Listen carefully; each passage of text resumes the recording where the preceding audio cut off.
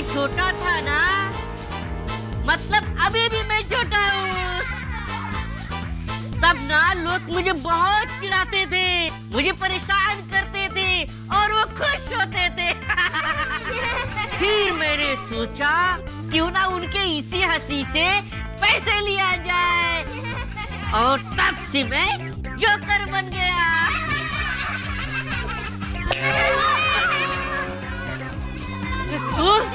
तुझे ना मैं नहीं छोड़ूंगा।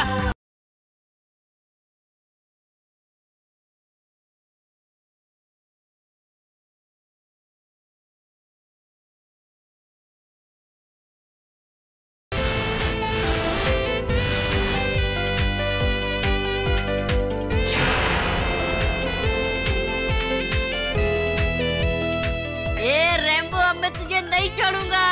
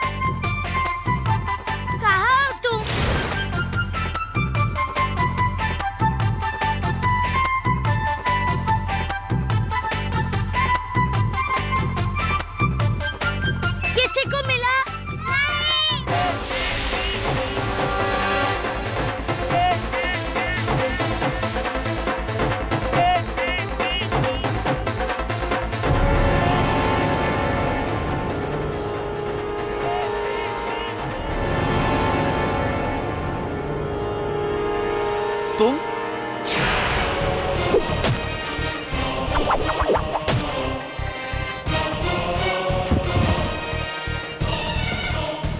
अरे तुम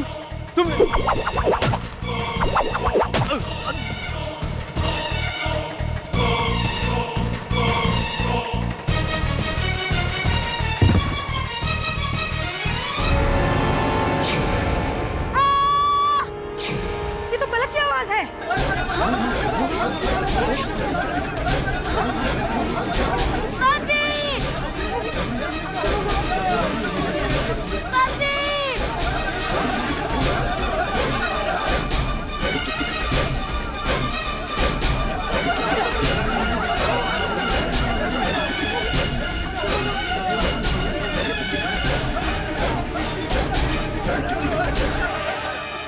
कैसे क्या?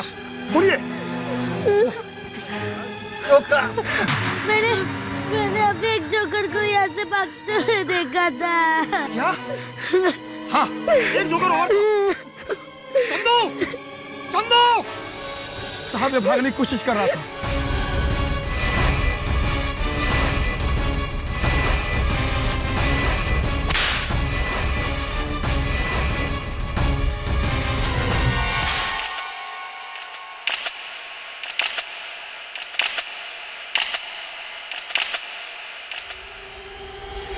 मैंने किसी को नहीं मारा साहब। तो तू भाग क्यों रहा था? मैं भाग नहीं रहा था साहब, मैं तो छोटे छोटे बच्चों के साथ खेल खेल रहा था साहब। मैं सच कह रहा हूँ साहब। बॉडियों पे चाकू के एंगल तो साफ दिखाई दे रहा है कि इन्हें किसी छोटे कद के आदमी ने मारा है। कितने छोटे आदमी ने? ये कोई 4 फीट के आदमी ने। तू चाकू लेकर पार्टी में क्यों आया था? साहब मैं तो बच्चों को फनी खेल दिखाने के लिए लाया था चाकू साहब। फनी खेल दिखाने के लिए? जी साहब। चाकू? और वो भी बच्चों को? जी साहब। ले चलो इसे। साहब कुछ नहीं किया साहब। अरे बचाओ, कोई बचाओ, मुझे बचाओ। मुझे समझ में नहीं आ रहा कि मैं आपकी बात कैसे मानूं कि आप माँ हैं और हर माँ को ऐसा लगता है कि उसका बेटा निर्दोष है। दूसरी तरफ ये समाचार पत्र है, ये देखिए, हर समाचार पत्र का यही कहना है कि आपका सुपुत्र चंदू ही हत्यारा है। अब किसकी बात मानूं? मैंने चंदू को बहुत मुश्किलों और गरीबी में पाल कर बड़ा किया है। भूख और गरीबी इंसान से सब कुछ करवा देती है, पर मेरा चंदू ऐसा नहीं है। एक बार मैं और चंदू 2 दिन से भूखे थे और तभी हमारे घर के सामने एक ब्रेड पाव वाला अपनी साइकिल छोड़कर कहीं चला गया।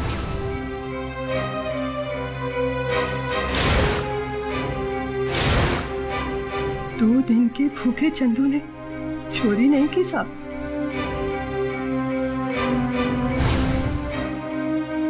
मेरा चंदू तो एक मच्छर को मारने से पहले भी 1000 बार सोचता।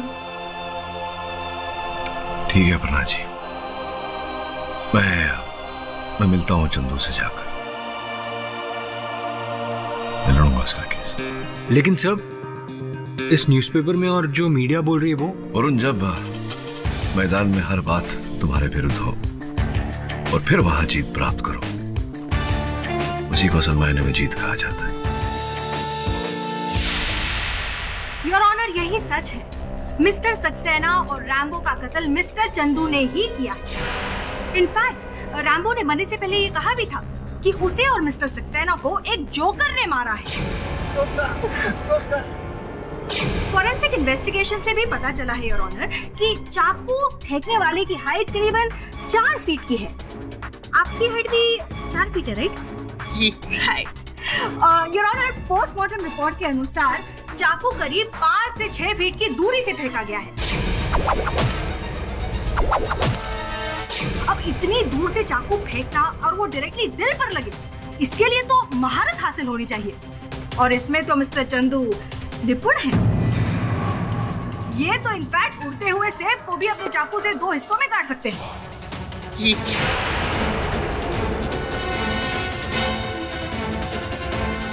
और सबसे बड़ी बात, डेड बॉडी के पास ये चाकू बरामद हुए हैं जो मिस्टर चंदू को बिलोंग करते हैं, राइट?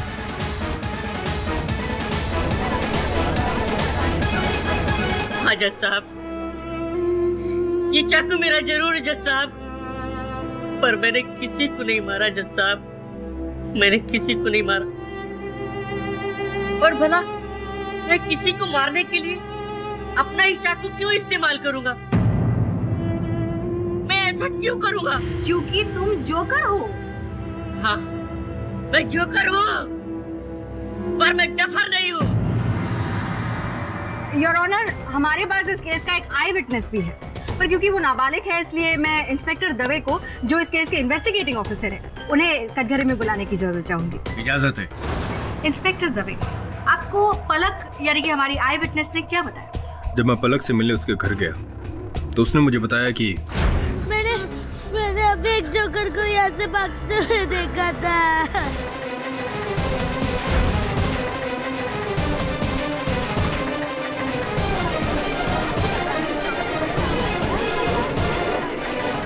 योर ऑनर, पलक ने चंदू को मौकाए वारदात से भागते हुए देखा था। सारे सबूत और गवाह जो है वो मिस्टर चंदू के खिलाफ है। मैं कोर्ट से गुजारिश करती हूँ कि जल्द से जल्द चंदू को कड़ी से कड़ी सजा सुनाए। धीरज दीक्षित, धीरज, आज निर्णय सुनने की बड़ी जल्दी है आपको।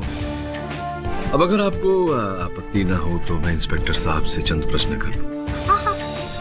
Thank you. दवे साहब, पलक ने चश्मदीद गवाह है, तो क्या उन्होंने चंदू को हत्या करते हुए देखा, चाकू फेंकते हुए देखा? नहीं, उसने पीछे से चंदू को भागते हुए देखा। पीछे से चंदू को भागते हुए देखा। इस बात पर भी ध्यान दिया जाए योर ऑनर कि पलक ने केवल किसी छोटे कद के व्यक्ति को जोकर का पोशाक पहने हुए पीछे से भागते हुए देखा। इस कारण मेरा अनुमान है कि वो 100% ये नहीं कह सकती कि वो चंदू ही था।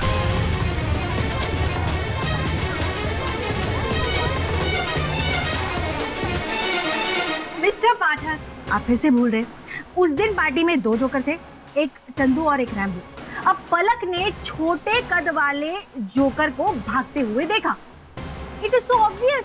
अब वो तो आप पे वकील ही हो सकते हैं ना। मैं कितनी बार कहूँ जज साहब कि मैंने किसी को नहीं मारा। तो फिर आप घर से भाग क्यों रहे थे? मैं भाग नहीं रहा था, मैं तो छोटे छोटे बच्चों के साथ खेल रहा था। और यही करने के लिए मैं वहाँ पर आया था। योर ऑनर, इस स्तर पर मैं कहना चाहूंगा कि अभियोग पक्ष ने मोटिव ऑफ मर्डर भी एस्टैब्लिश नहीं किया है। चंदू के पास रैम्बो को मारने का कोई उद्देश्य नहीं था। मिस्टर पाठक, आपने अपना होमवर्क नहीं किया? वो आपकी भाषा में कहते हैं ना, गृह कार्य। योर ऑनर, रैम्बो को मारने के लिए चंदू के पास कोई मोटिव नहीं था, लेकिन मिस्टर सक्सेना को मारने का मोटिव सिर्फ और सिर्फ चंदू के पास ही था, क्योंकि प्रकाश सक्सेना के पिता मिस्टर पृथ्वीराज सक्सेना के अवैध संतान है चंदू।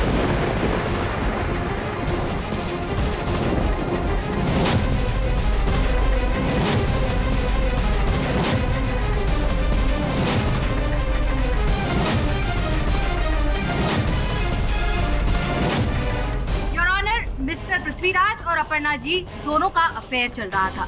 दोनों शादी भी करने वाले थे, लेकिन उससे पहले ही अपर्णा जी मां बन गई। मैं इस बच्चे को नहीं अपना सकता। लोग क्या कहेंगे? इतने बड़े बिजनेसमैन का इतना छोटा बेटा। एक बोने को मैं अपने बेटे होने का हक नहीं दे सकता। आज के बाद मेरा और तुम्हारा हर रिश्ता खत्म।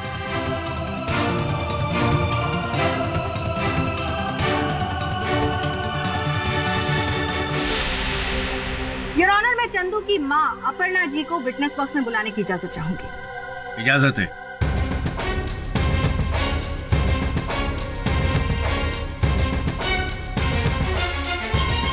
अपर्णा जी, मैंने जो अभी कहा वो सच है?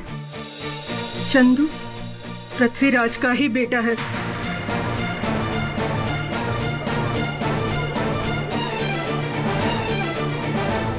Order order, silence in the court. Your honour, अपने फादर से ठुकराए जाने के बाद चंदू को बचपन से ही अपने फादर के लिए बेहद नफरत थी, और इस बात को प्रूव करने के लिए मैं चंदू के बचपन के दोस्त मिस्टर राजन को कटघरे में बुलाना चाहूँगा। चंदू को लगता था कि उसके बाप की वजह से उसको और उसकी माँ को बहुत तकलीफ झेलनी पड़ी है। चंदू हमेशा कहा करता था कि अगर उसका बाप उसे कहीं भी मिल जाए तो वो उसे जान से मार देगा।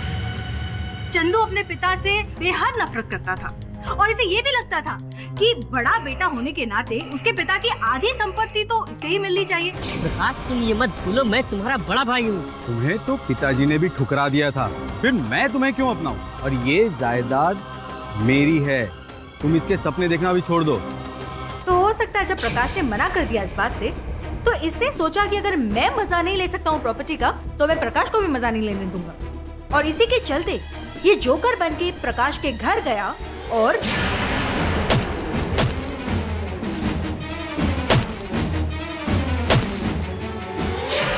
चंदू का ये प्लान था कि वो मिस्टर सक्सेना को मार के सारा इल्जाम जो है वो रैम्बो के सर पे डाल देगा, लेकिन रैम्बो अचानक से वहां पर आ गया और इनका सारा खेल खराब हो गया। और रैम्बो का मुंह बंद करने के लिए इन्होंने रैम्बो को भी मौत के घाट उतार दिया। मिस्टर पाठक, अब चंदू के पास मोटिव है या नहीं? मिस्टर पाठक, अपने डिफेंस में आपके पास कुछ एविडेंस, कोई गवाह है? समय नहीं है। यह अदालत अगली सुनवाई तक मुलतवी की जाती है।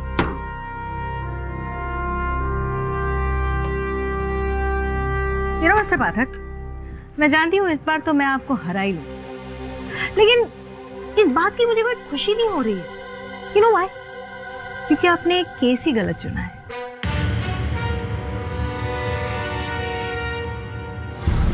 आपने तो बोला था कुछ नहीं होगा। कितना बवाल मच गया है यहाँ पे। मुझे मेरे पैसा चाहिए बस। बस कहाँ मिलना है? ठीक है, मैं आता हूँ। आप मेरी बात तो सुनिए। देखिए अपर्णा जी, अभी कहने सुनने को कुछ बाकी रहा नहीं। ना मैं झूठ का साथ देता हूँ, ना उन लोगों का जो झूठ बोलते हैं। मैं आपके सुपुत्र का केस नहीं लड़ सकता। बस सिर्फ एक बार मेरी बात सुन लीजिए। चंदू को ये बात नहीं पता थी कि वो पृथ्वीराज सक्सेना का बेटा है।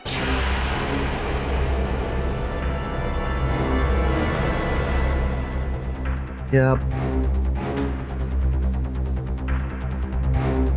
मतलब? मैंने चंदू को कभी नहीं बताया कि उसका बाप कौन था। मेरे लिए तो पृथ्वीराज सक्सेना उसी दिन मर गया था जिस दिन उसने मेरे बेटे को अपनाने से इनकार किया।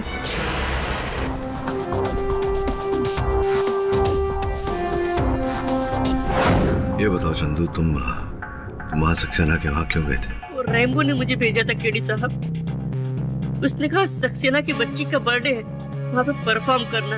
अगर मुझे मालूम होता सक्सेना मेरा सौतेला भाई है तो मैं वहाँ कभी नहीं जाता, और तो और मैं उसकी शक्ल भी नहीं देखता। चंदू, सिक्के का एक दूसरा पहलू भी है। ये संभावना है कि तुम्हें पहले पता चल गया हो कि तुम पृथ्वीराज सक्सेना के सुपुत्र हो, तुम्हारे मन में बदले की भावना जागी हो, और इसी भावना के चलते तुमने हत्या की हो प्रकाश सक्सेना की। ठीक है केडी साहब, आप भी मुझे छोड़ के जाना चाहते हैं तो जा सकते हैं। जब पैदा हुआ तो मेरे बाप ने मुझे अपनाने से इनकार कर दिया। जब थोड़ा बड़ा हुआ तो समाज ने मुझे अपनाने से इनकार कर दिया। लोग मुझसे बात करने में भी शर्माते हैं केडी साहब। कभी भी किसी ने मेरी कोई मदद नहीं की, कोई मदद नहीं की।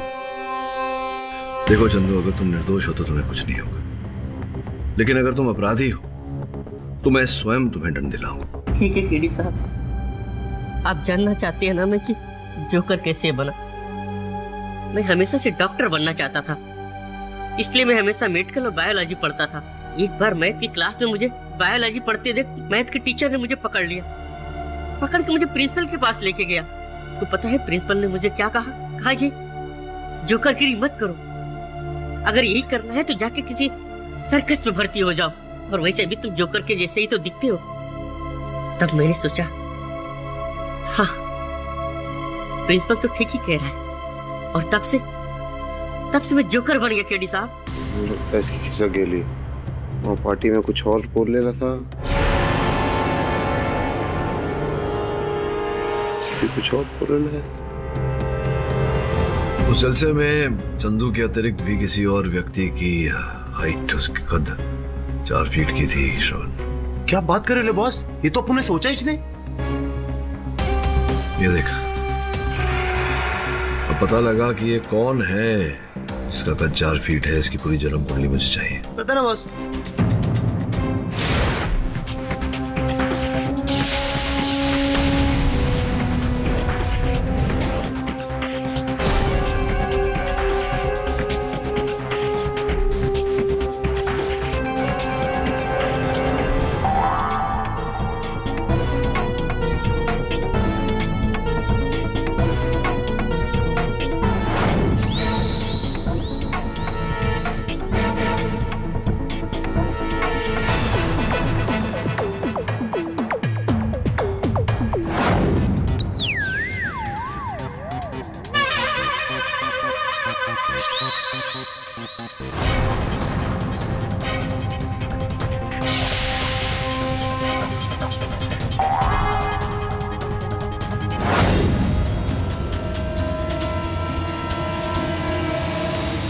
ये केस जितना सरल दिखाई दे रहा है उतना है नहीं, बड़ा ही पेचीदा और घुमा हुआ केस है। घुमा तो आप रहे हैं मिस्टर पाठक, आप क्यों खामखा कॉम्प्लिकेशंस बढ़ा रहे हैं? देखिए मिस दीक्षित, मैं समस्या में नहीं समाधान में मानता हूँ। इस समस्या का समाधान निकालने के लिए योर ऑनर मैं रोहन सक्सेना को कटघरे में बुलाने की अनुमति चाहता हूँ। ये रोहन कौन? लगता है आज आप अपना गृह कार्य नहीं करके आएंगे। योर ऑनर, रोहन सक्सेना प्रकाश सक्सेना के चचेरे भाई हैं।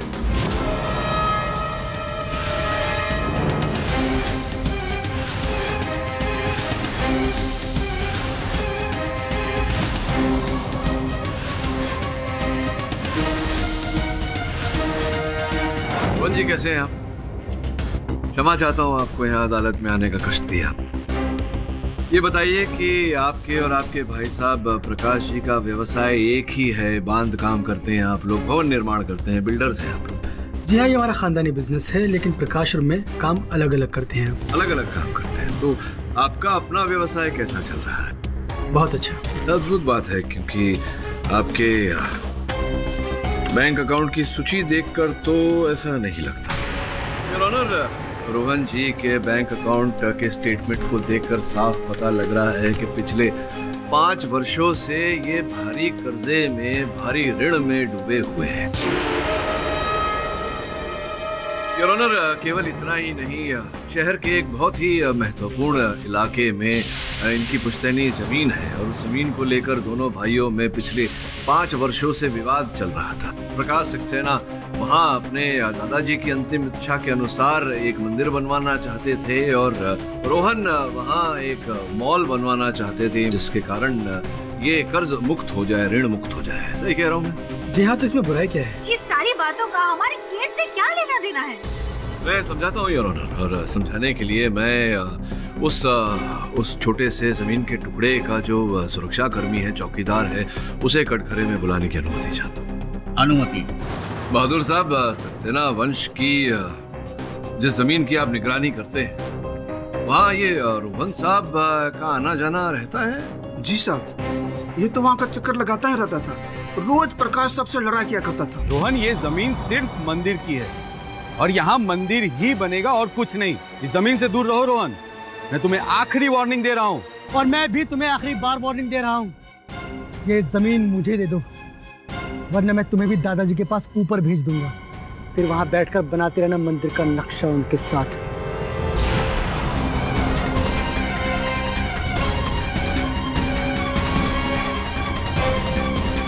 रोहन जी, मेरी बात का बुरा मत मानिएगा, पूछना आवश्यक है, आपके पैरों को क्या हुआ? एक एक्सीडेंट पे मेरी दोनों टांगे चली गई। जी, और कब हुई थी आपकी ये वाहन दुर्घटना? तकरीबन 4 साल पहले। योर ऑनर, 4 वर्ष पूर्व ये दुर्घटना घटी, जिसके कारण रोहन जी के पैर नष्ट हो गए और रोहन जी को ऐसा लगता है कि इनके भाई प्रकाश जी ने यह दुर्घटना करवाई थी जानबूझकर। मैं सही कह?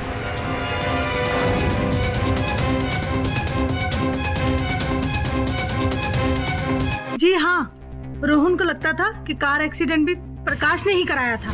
हाँ रोहन, बोलो। तुमने मेरा एक्सीडेंट करवाकर मुझे अपाहिज किया है, देखना मैं तुम्हारी जिंदगी कैसे बर्बाद करता हूँ। कितनी बार समझाऊं इसे? क्या हुआ? वही रोहन का रोज रोज का नाटक। कितनी बार बोलूं, मैंने उसका एक्सीडेंट नहीं करवाया है। साथ प्रकाश ने ही मेरी कार में गड़बड़ करवा कर मेरा एक्सीडेंट करवाया, वो मेरी जान लेना चाहता था। और वो तुम्हें मार नहीं पाए तो तुमने उन्हें मार दिया। मैंने किसी को नहीं मारा। योर ऑनर, हम सब जानते हैं कि मर्डर किसी ऐसे आदमी ने किया है जिसे चाकू फेंकने में महारत हासिल हो। मिस्टर पाठक, आप श्योर हैं कि इन्हें भी चाकू फेंकने में महारत हासिल है? अब जितनी महारत की आवश्यकता थी उतनी तो है। योर ऑनर, मेरे कहने का तात्पर्य ये है कि प्रकाश जी ने रोहन को उनके घर जाने से मना किया था, जिसके बावजूद जन्मदिन के जलसे पर रोहन जी प्रकाश जी के घर बिना बुलाए पहुंच गए। ऐसा क्यों किया? केडी साहब, मुझे पैसों की सख्त जरूरत थी। मैं प्रकाश से इस बारे में बात करने गया था, ना कि उसका खून करने। अगर आप अपने भाई साहब प्रकाश की हत्या करना नहीं चाहते थे, उन्हें मरवाना नहीं चाहते थे, तो रैम्बो को उनकी हत्या का सुपारी देने की क्या आवश्यकता थी?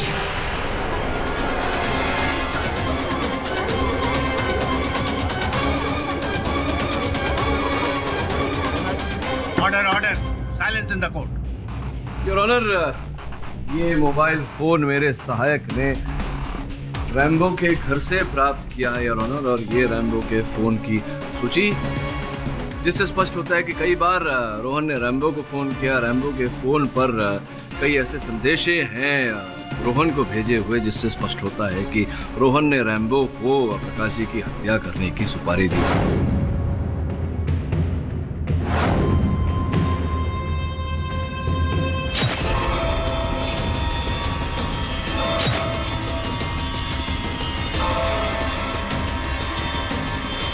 आपका काम हो गया बॉस। तेरा भी काम हो गया रैम्बो।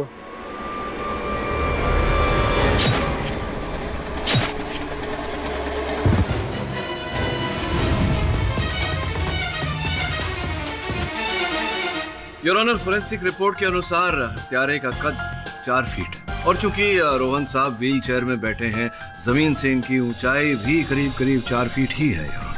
ये मिस्टर पाठक, आपको लगता है कि रोहन साहब भाग सकते हैं? नहीं, I don't think so। और वैसे भी पलक ने ये कहा था कि उसने एक जोकर को वहाँ से भागते हुए। जोकर? योर ऑनर, मैं चाहता हूँ कि उस जोकर के बारे में हमें प्रकाश जी के मैनेजर यहाँ कटघरे में आकर हमें ज्ञान दें। मैनेजर साहब, बच्चों का मनोरंजन करने के लिए रैम्बो जोकर को आप ही ने बुलाया था? जी हाँ। किसके कहने पर बुलाया था आपने रैम्बो? प्रकाश जी के कहने पे। आपने विशेष रूप से रैम्बो को क्यों बुलवाया हुआ? नहीं उत्तर दे पा रहे हैं और ऑनर, मैं ही बता देता हूँ। इन्होंने रैम्बो को रोहन जी के कहने पर बुलाया। हाँ, लेकिन उन दोनों मर्डर से मेरा कोई वास्ता नहीं है। झूठ बोल रहे हैं। आपका वास्ता है और मैं बताता हूँ कि आपका वास्ता कैसे है। योर ऑनर, प्रकाश जी की हत्या से एक सप्ताह पूर्व मैनेजर साहब ने उनकी कंपनी में एक बहुत बड़ा फ्रॉड किया था। 22 लाख रुपए कंपनी के अकाउंट से निकाल लिए थे और ये जानते थे कि एक न एक दिन प्रकाश जी को पता चल ही जाएगा। तो जब इन्हें पता चला रोहन जी के कहने पर कि रोहन जी ने रैम्बो को अनुबंधित किया है प्रकाश जी की हत्या करने के लिए, ये भी चाहते थे कि प्रकाश जी की हत्या हो जाए, इन्होंने रैम्बो को जलसे में आने का आमंत्रण दिया। सही कह रहा हूँ मैंने कंपनी अकाउंट से पैसे जरूर निकाले थे, लेकिन मेरा इरादा फ्रॉड करने का बिल्कुल नहीं था जज साहब। क्या आप वो पैसे रुपए दान में देने वाले थे? मेरी बहन की शादी थी। लड़के वालों ने अचानक महंगी कार मांग ली और मेरे पास उस समय इतने पैसे नहीं थे। मैंने सोचा कि अभी कंपनी के अकाउंट से पैसे निकाल लेता हूँ और बाद में जब मेरे पास पैसे होंगे तो मैं वापस कंपनी के अकाउंट में पैसे डाल दूंगा। डाले आप? नहीं, लेकिन मर्डर वाली बात में मैं शामिल नहीं हूँ, क्योंकि अगर मुझे पता होता कि रैम्बो प्रकाश जी को मारने के लिए उनके घर में आ रहा है तो मैं उसे कभी नहीं घुसने देता। सक्सेना साहब को मारने का प्लान अगर होगा तो वो सिर्फ और सिर्फ इस रोहन का ही होगा। वहां से कौन सा जोकर भागा, इस बात की जानकारी भी इस रोहन को ही होगी। ये सच है कि मैंने रैम्बो को हायर किया था।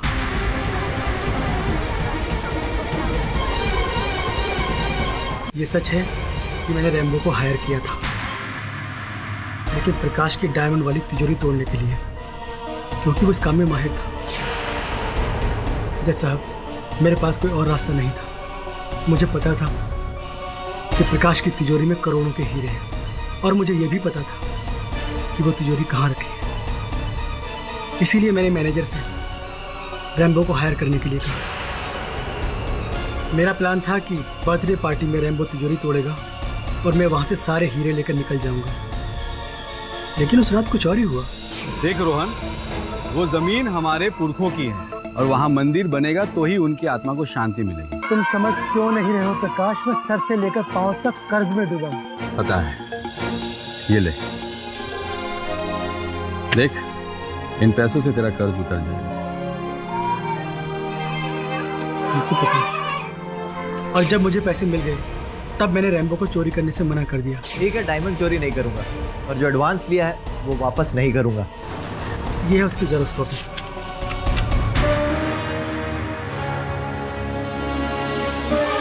और जज साहब, जिस आदमी ने मुझे कर्जे के बोझ से निकाल लिया, मैं भला उसका खून क्यों करूंगा? मेरा विश्वास कीजिए, मैंने या रैम्बो ने किसी को नहीं मारा। तो किसने मारा? मैनेजर ने। आप इससे पूछिए जज साहब, पार्टी वाली रात इसने 2 गुंडों को घर पर क्यों बुलाया था? प्रकाश साहब ने ही उन दोनों को पार्टी में बुलाया था। अच्छा, क्यों? वो मैं और प्रकाश साहब कभी कभी हीरोइन का नशा लेते थे।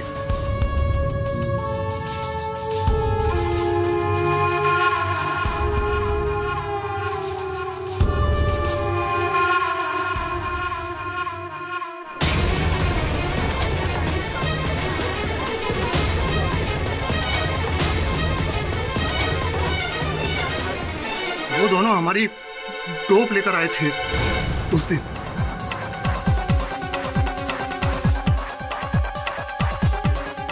साहब, ये कत्ल रोहन ने ही किया है और इसमें इसकी क्राइम पार्टनर है ये अंकिता।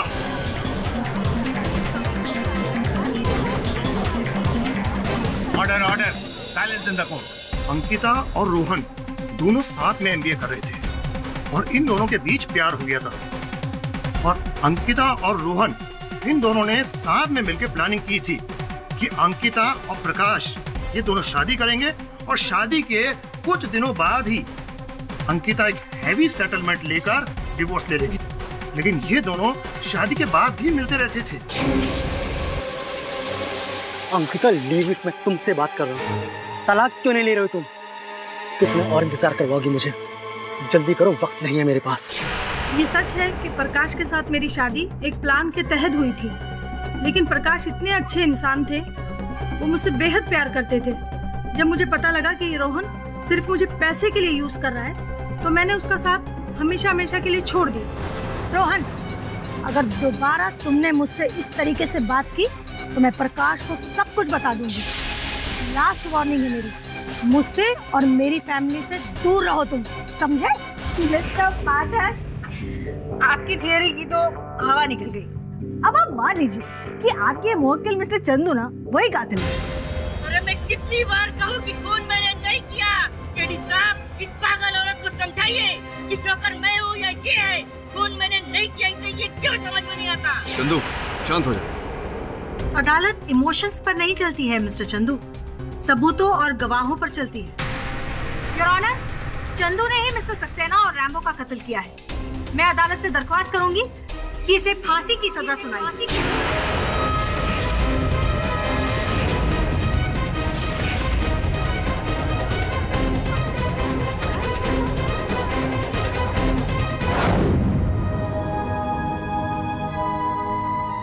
आपको पता है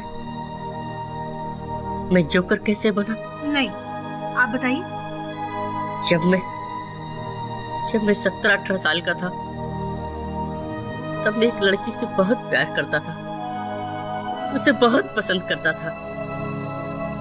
मैंने उसे शादी के लिए प्रपोज किया। उसने कहा तुम्हें मेरे पिताजी से बात करनी होगी। मैं उसके पिताजी से मिलने उसके घर पे गया। उसके पिताजी मुझे देखकर मुस्कुराए और बोले,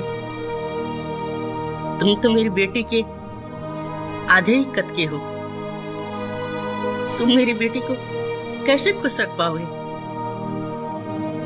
तो मैंने कहा, मैं आपकी बेटी को हमेशा खुश रखूंगा, उसे बहुत सा प्यार दूंगा, उसे हमेशा हंसाता रहूंगा। वो बोले, कैसे? जोकर बन के? तब मैंने सोचा, हाँ ये तो ठीक कर रहे हैं, और तब से मैं जोकर बन गया। जोकर।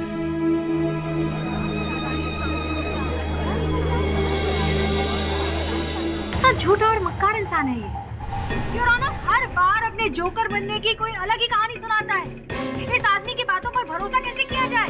योर ऑनर, मुझे तो लगता है कि ये कोई साइको किलर है जो हर बार अजीब अजीब बातें करता रहता है। मिस्टर पाठक, आपके क्लाइंट की मानसिक हालत ठीक नहीं है। ये हर बार एक नई कहानी क्यों सुना देते हैं?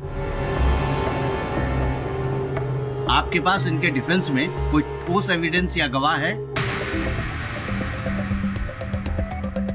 योर ऑनर, मैं अदालत से समय की मांग करता हूं।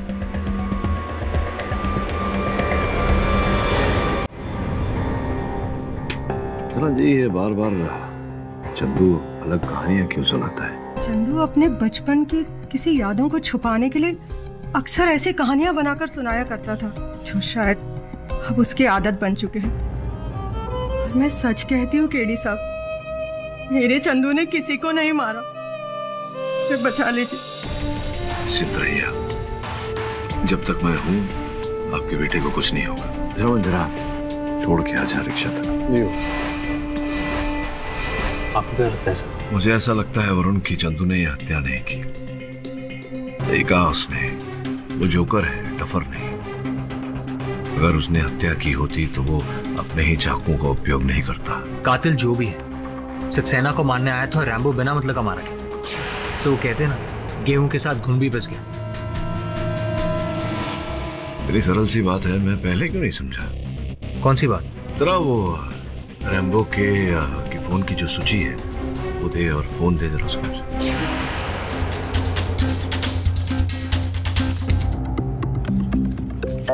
पिछले कई दिनों से रैम्बो को इस एक नंबर से अनेक कॉल आए हैं। ये रैम्बो लड़कियों में बहुत पॉपुलर है। वैसे सर इस मोबाइल में उसकी बहुत सारी फोटोग्राफ्स हैं। प्ले बॉय बॉय बॉय नहीं, ये तो मैन है। देख, जहां तक मेरा अनुमान है वीडियो में भी कुछ ऐसा ही है। देख,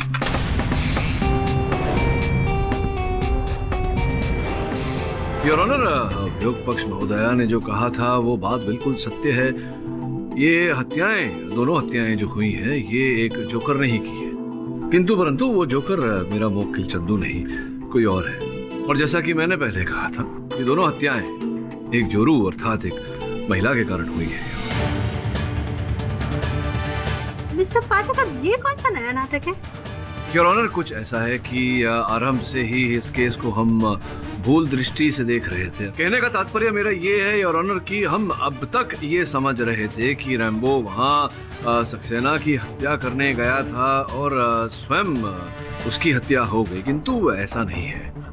मतलब कोई रैम्बो को मारने मिस्टर सक्सेना के घर आया था और मिस्टर सक्सेना ने उसे देख लिया, इसलिए मिस्टर सक्सेना को भी मार डाला। क्या बात है योर ऑनर, इस बात को स्पष्ट करने के लिए मैं रैम्बो की महिला मित्र अर्थात उसकी गर्लफ्रेंड को कटघरे में बुलाना चाहता हूँ, आफरीन जी को।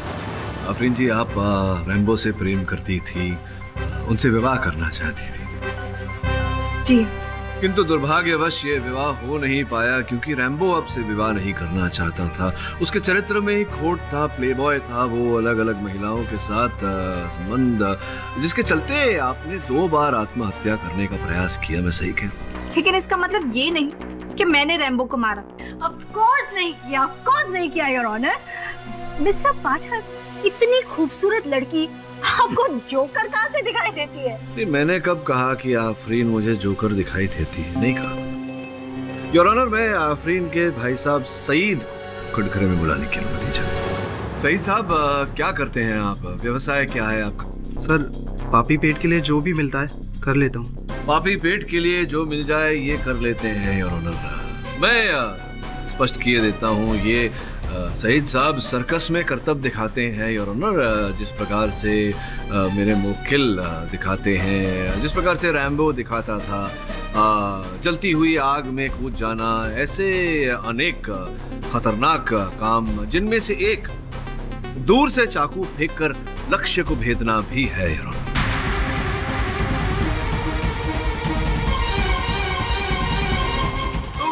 ये बताओ सईद साहब के उस दिन पलक की पार्टी में, उस जलसे में क्यों गए थे? मैं किसी बर्थडे पार्टी में नहीं गया था सर।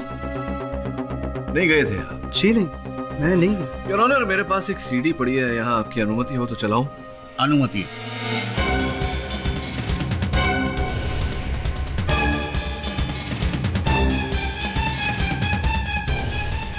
ये सरदार साहब जो है, ये कौन है? आप ही?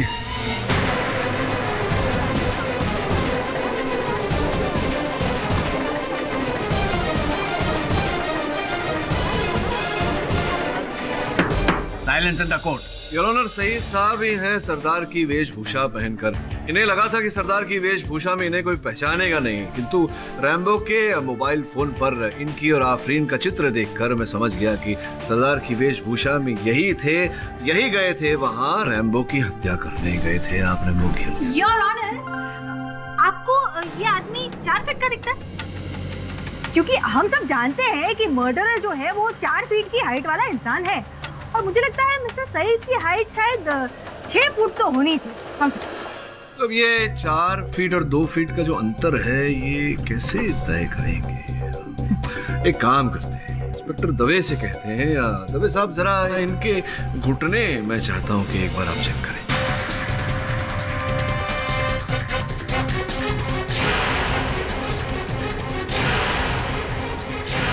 हाँ, वो देखिए घुटने इनके। ऐसा नहीं लगता आपको इनके घुटने देखकर कि ये घुटनों पे चल रहे हैं आजकल? हो गया ना, सीधा 6 फीट का आदमी 4 फीट का।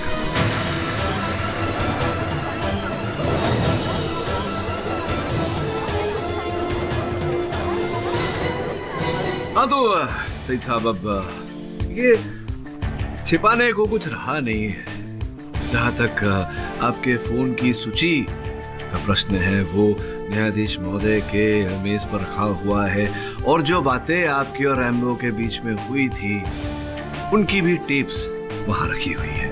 अब आप चाहें तो इकबाल जुर्म करे या मैं आगे टटोलूं? मैं बताता हूँ, एक भाई के लिए उसकी बहन ही सब कुछ होती है। मैंने आफरीन को कई बार समझाया कि रैम्बो एक अच्छा आदमी नहीं है, एक नंबर का अय्याश और आवारा आदमी है, लेकिन उसकी आंखों पर तो जैसे प्यार का पर्दा पड़ा हुआ है। मेरी एक बात समझने को तैयार नहीं थी। रैम्बो को मैंने कई बार बोला कि सुधर जा और आफरीन से शादी कर ले, लेकिन वो नहीं माना। और मेरी बहन उसके लिए अपनी जान देने पर तुली हुई थी। फिर जान तो जानी थी, तो मेरी बहन की क्यों, उस कमीने रैम्बो की क्यों नहीं? मैंने भी रैम्बो को मारने की ठान ली। मैं बस सही मौके की तलाश में था, और उस दिन मुझे वो मौका भी मिला जब रैम्बो रोहन से मिलने गया। अपनी बहन की जिंदगी से गंदगी निकालने का ये सबसे अच्छा मौका था। और फिर मैंने सोचा, जैसे ही रैम्बो सक्सेना की तिजोरी तोड़ेगा, मैं उसे मार दूंगा और ऐसा सीन क्रिएट करूंगा जिससे लगेगा कि रैम्बो चोरी करता हुआ पकड़ा गया और उसे किसी ने मार दिया। लेकिन पार्टी शुरू होते ही सारा खेल बिगड़ गया। लेकिन मैंने भी रैम्बो को मारने की ठान ली थी।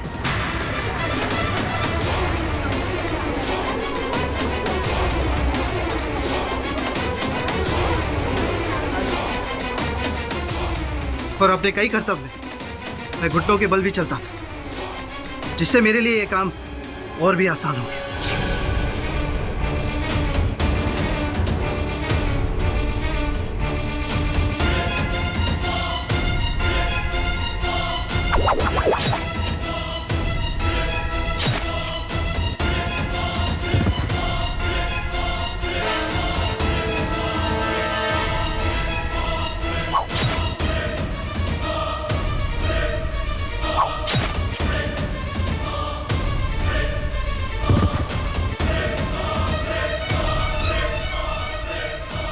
और उस कमीने को मारकर मैंने अपनी बहन की जिंदगी बचाई। मैं समझ रहा हूँ कि आपने जो किया, आपकी बहन के लिए आपके मन में जो आदर है, प्रेम है, उसके चलते किया। लेकिन जो रास्ता आपने चुना दुर्भाग्यवश वो गलत था। तो डिफेंस रेस्ट योर। तमाम सबूतों और गवाहों को मद्देनजर रखते हुए ये अदालत इस नतीजे पर पहुंची है कि सईद असली मुजरिम है। इसलिए अदालत उन्हें उम्र कैद की सजा सुनाती है और चंदू को सभी आरोपों से बाइज्जत बरी करती है। The case is closed.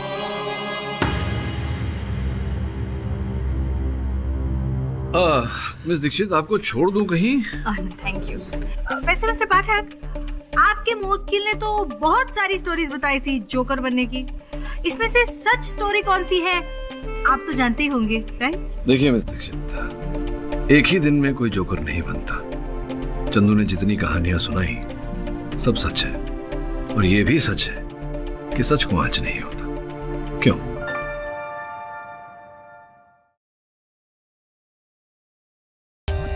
For more updates, subscribe to our channel, click the show links and enjoy watching the videos.